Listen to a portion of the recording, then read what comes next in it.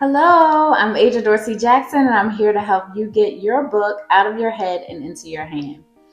So, if you've watched any of my videos or read anything about me, you know that one of my big things is purpose, purpose, purpose. Figure out your purpose. Why are you doing this?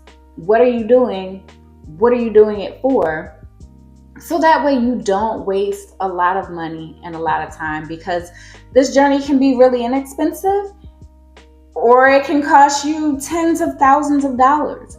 Either one of those is actually okay. It just depends on what your purpose is.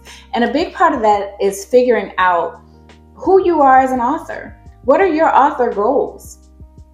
Because they're different for everybody. So I'm going to go through kind of the different types of authors that I get and that I see in my editing and my coaching and my consulting, and kind of listen to these and see where you might fit, because the type of author that you are will really do a lot in determining the path that you go in figuring out what you want to do with your publishing decisions.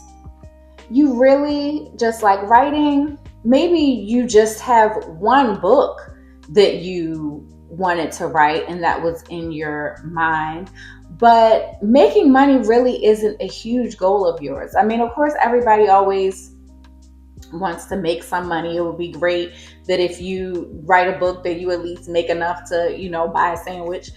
But really, your main goal is just, I had this idea in my head. I wanted to get it out into the world. I really don't care that much if, it becomes a bestseller, or if just like 10 of my friends and family read it. The satisfaction that I'm getting is just the fact that the book exists. The book is there. I wrote this for some passionate reason, some reason that, I just wanted to see the book in the world. And that's really a great position to be in, because with that, you can really make use of a lot of the free tools out there. It doesn't cost anything to just upload a book to Amazon. But if profitability isn't a part of your goal, then keep your costs low. If it's a hobby for you, then operate it like it's a hobby. Now, second is what I would call the traditionalist when it comes to publishing. And this is someone who, like, maybe you really are looking at writing as this, the writing part is your craft. The writing part is what you want to do. But the rest of it, the marketing, the production, the printing process, all of that stuff, you don't want to have anything to do with that. What you want to do is write. You want to be focused on your writing. A lot of times, if that is who you are, then pursuing a book deal, while challenging, may be right for you. Why? Because when you get into the self-publishing process, you have to be involved in all of that.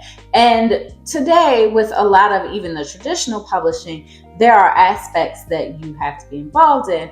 But things like formatting the book and selecting the editor and all of these different steps, when you are going the traditional route and getting an agent and getting a traditional book deal, these are things that your publisher will handle. So if you don't have kind of any interest in doing sort of that entrepreneurial side of things that is actually necessary, or that administrative side of things that's a bit necessary when you are self-publishing, then maybe the book deal is the route for you.